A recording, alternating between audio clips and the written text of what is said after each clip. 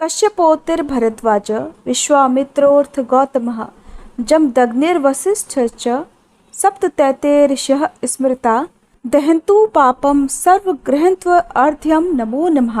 आप सभी को ऋषि पंचमी की हार्दिक शुभकामनाएं। भाद्रपद मास के शुक्ल पक्ष की पंचमी तिथि को ऋषि पंचमी का व्रत रखा जाता है।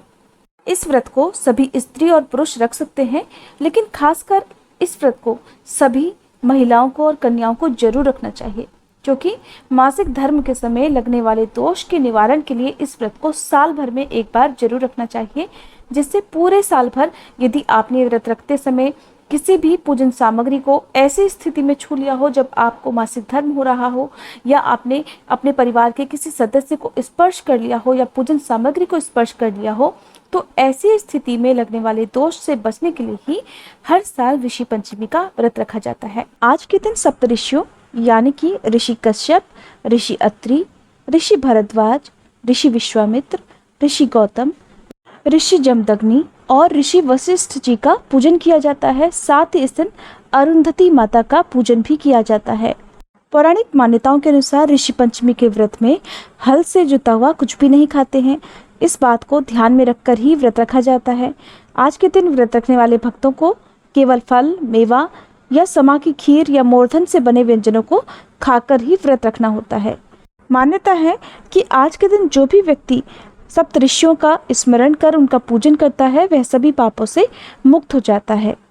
आज के दिन नियम पूर्वक व्रत और पूजन करने से आरोग्यता, सुख, समृद्धि, यश, धन, धान्य, संतान, वैभव और विजय की प्राप्ति होती है और अंत में मोक्ष की प्राप्ति भी होती है। व्रत रखने वाले भक्तों को ब्रह्म मुहूर्त में उठकर स्नान करना चाहिए। स्नान करने के लिए नदी या जलाशय में जाकर स्नान कर सके तो बहुत अच्छा है, नहीं तो घर पर ही नहाने के पानी में गंगा जल मिलाकर स्नान करें। उसके बाद साफ स्वच्छ वस्त्र पहने और मन में व्रत रखने का निश्चय करके आंगन में वेदी बनाकर शुद्ध मन से पंचामृत तैयार करें। और उसके बाद मिट्टी से आप यदि चाहें तो सप्तऋषियों की और माता अरुंधति की मूर्तियां बनाकर उन्हें पंचामृत से स्नान करा सकते हैं। अगर आपके पास तस्वीर है तो आप तस्वीरों की पूजा करके भी इस व्रत को प्रारंभ कर सकते हैं। अगर आपके पास तस्वीर नहीं है, आप मूर्ति भी नहीं बना सकते, तो आपको सभी सप्तऋषियों के साथ ही माता अरुंधति का मन में ध्यान करके तब भी पूजन कर लेना चाहिए। फिर उन्हें वस्त्र अर्पित करने के बाद आसन पर विराजमान करें।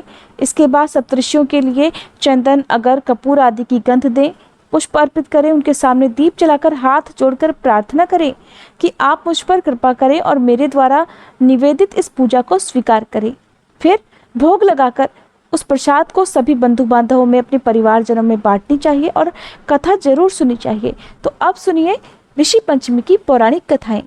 एक समय राजा सिताश्व धर्म का अर्थ जानने की इच्छा से ब्रह्मा जी के समीप गए और उनके चरणों में शीश नवाकर कहने लगे, हे आदिदेव, आप समस्त धर्मों के प्रवर्तक और गूढ़ धर्मों के जानने वाले हैं। आपके श्रीमुख से धर्म चर्चा सुनकर मन को महान शांति मिलती है। भगवान के चरण कमलों में प्रीति बढ़ती है। वैसे तो आपने मुझे तरह तरह के व्रतों के विषय में उपदेश दिए हैं। अब मैं आपके मुखारविंद से उस श्रेष्ठ व्रत को सुनने की इच्छा रखता हूँ, जिसके रखने से प्राणियों के सभी पापों का नाश हो जाता है। राजा के इन वचनों को सुनकर श्री ब्रह्मा जी कहने लगे, हे राजन, तुम्हारा प्रश्न अति उत्तम और धर्म के प्रति श्रद्धा उत्पन्न करने वाला है। मैं तुम्हें समस्त पापों को नष्ट करने वाला सर्वोत्तम व्रत सुनाता हूँ। यह व्रत ऋषि पंचमी के नाम से विख्यात है। इस व्रत को ग्रहण करने वाला प्राणी अपने समस्त पापों से आसानी से मुक्ति पा लेता है। उसे नरक में नहीं जाना पड़ता। इस व्रत का एक अति प्राचीन इतिहास और भी है।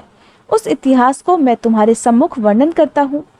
एक समय की बात है, विदर्भ देश में उत्तंक नामक ब्राह्मण अपनी पतिव्रता पत्नी के साथ रहा करता था।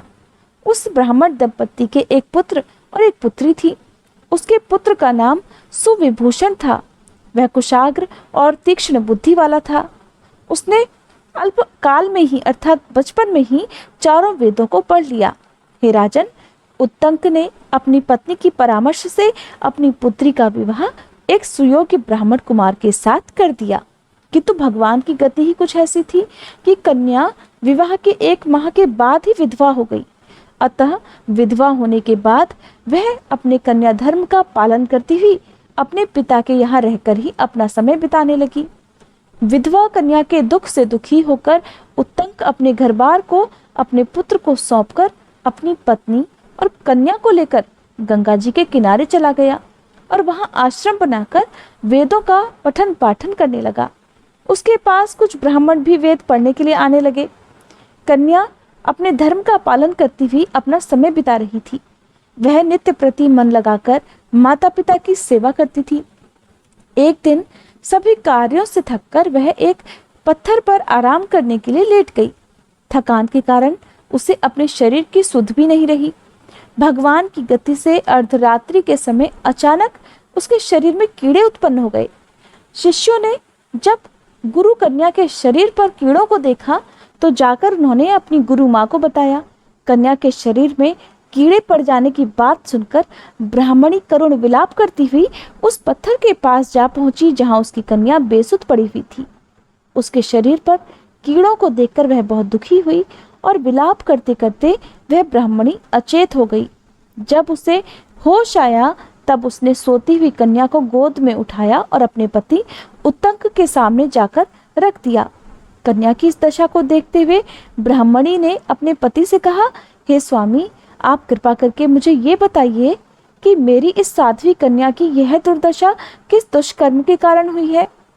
अपनी पत्नी की बातों को सुनकर उत्तंक मुनि थोड़ी देर के लिए शांत होकर हृदय में भगवान का ध्यान करने लगे। उन्होंने अपनी ज्ञान शक्ति के द्वारा कन्या के पूर्व जन्म के समस्त वृतांतों को जान लिया। तब वे अपने नेत्रों को खोलकर कहने लगे, हे प्रिय, ये कन्या अपने पहले जन्म में एक ब्राह्मणी थी। उस समय इसने रजस्वला होते हुए भी एक समय घर के घड़े आदि बर्तनों को छू लिया था। उसी पाप के कारण इसके शरीर में कीड़े पड़ गए हैं। इसने शुद्ध होने के बाद अपनी सखियों के साथ ऋषि पंचमी का व्रत देखकर भी उसका आदर नहीं किया था। व्रत के दर्शन के प्रभाव से इसे इस जन्म में उत्तंक ब्राह्मण कुल तो प्राप्त हुआ, लेकिन उस व्रत का तिरस्कार करने के कारण इसके शरीर में आज कीड़े पड़ गए हैं। मुनि के वचनों को सुनकर सुशीला बोली, हे स्वामिन, जिस व्रत के दर्शन मात्र से आपके समान ब्रह्म तेजोमय उत्तम कुल में इसको जन्म प्राप्त हुआ और जिसका तिरस्कार करने से इसका शरीर कीड़ों से भर गया, उस महान आश्चर्यजनक व्रत को आप कृपा करके मुझे बताइए। तब उत्तंक मुनि प्रसन्न होकर कहने लगे, हे सुशीले, वह व्रत समस्त व्रतों में उत्तम है। इसके प्रभाव से समस्त पाप नष्ट हो जाते हैं। इस व्रत को धारण करने वाला निश्चय ही दैहिक, भौतिक और दैविक तीनों प्रकार के कष्टों से छूट जाता है। व्रत को धारण करके स्त्रियां सौभाग्य को प्राप्त करती हैं। यह महान व्रत भादो मास के शुक्ल पक्ष में पंचमी तिथि को होता है। इस व्रत के प्रभाव से उसे अपने पूर्व जन्म का स्मरण रहता है। तब ब्राह्मण की पत्नी ने अपनी कन्या के निमित्त इस व्रत को रखा, जिसके पुण्य प्रभाव से उसके शरीर के कीड़े और उसका रोग दूर हो गया।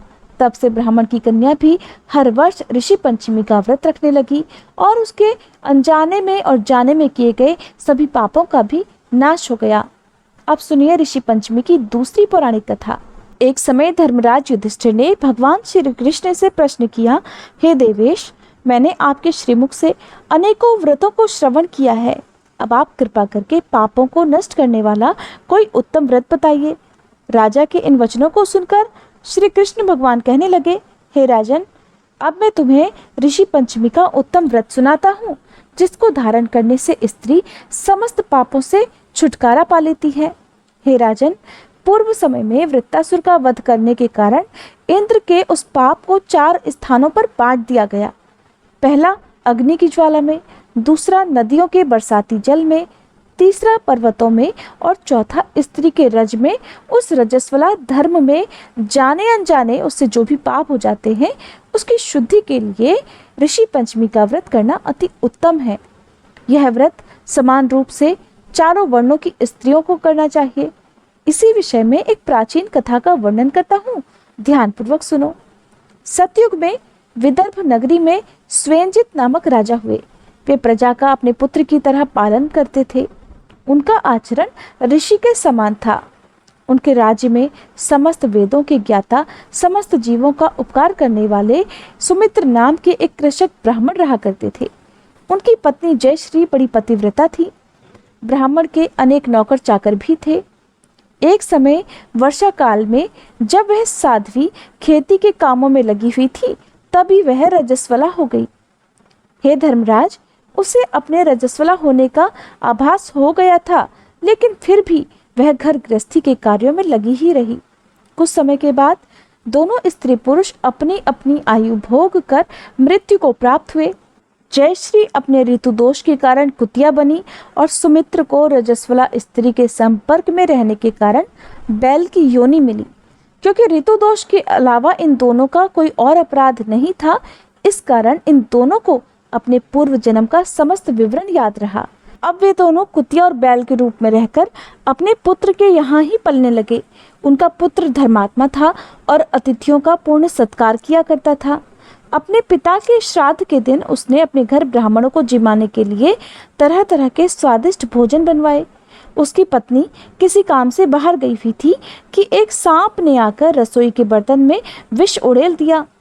घर में कुतिया के रूप में वह ब्राह्मणी यह सब देख रही थी, इसलिए उसने अपने पुत्र को ब्रह्म हत्या के दोष से बचाने की इच्छा से उस बर्तन को स्पर्श कर लिया।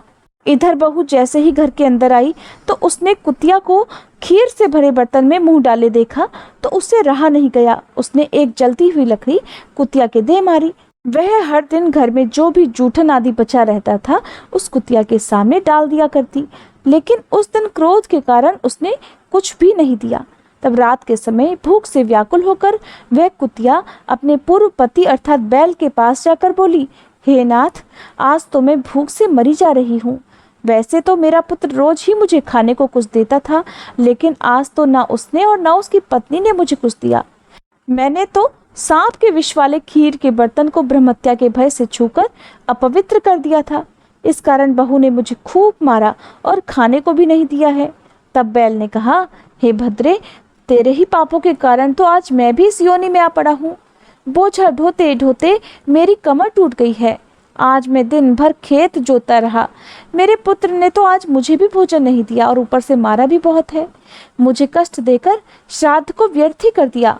अपने माता पिता की इन बातों को उनके पुत्र ने किसी प्रकार सुन लिया।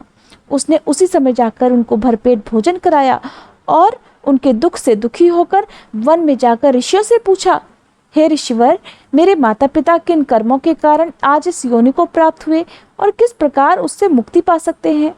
ब्राह्मण पुत्र के इन वचनों को सुनकर सर्वतपा नामक महर्षि दया करके उससे बोले, पूर्व जन्म में तुम्हारी माता ने अपने उच्च श्रृंखल स्वभाव के कारण रजस्वला होते हुए भी घर गृहस्थी की समस्त वस्तुओं को स्पर्श कर दिया था और तुम्हारे पिता ने उसको स्पर्श किया। इसी कारण वे इस जन्म में कुतिया और बैल की योनि को प्राप्त हुए हैं। तुम उनकी मुक्ति के लिए ऋषि पंचमी का व्रत धारण करो, तभी उन्हें इस योनि से मुक्ति मिल सकती है। श्री कृष्ण भगवान कहने लगे, हे धर्मराज, महर्षि सर्वतपा के इन वचनों को सुनकर उनका पुत्र अपने घर लौट आया और ऋषि पंचमी का दिन आने पर पत्नी सहित उसने उस व्रत को धारण किया और उसका पुण्य अपने माता पिता को दे दिया। इस व्रत के पुण्य प्रभाव से उसके माता पिता दोनों ही पशु योनियों से मुक्त होकर स्वर्ग को चले गए। जो स्त्री इस व्रत को धारण करती है और आज के दिन इस कथा को सुनती है, वह समस्त सुखों को पाती है और उसके सभी पापों का भी नाश हो जाता है। ये थी ऋषि पंचमी के दिन सुनी जाने वाली कथाएं। उम्मीद है आपको ये वीडियो पसंद आई होगी। अगर आप जानना चाहते हो शुभ मुहूर्त के बारे में तो इसकी वीडियो अलग से हमारे चैनल पर अपलोडेड है, आप जरूर देखिएगा।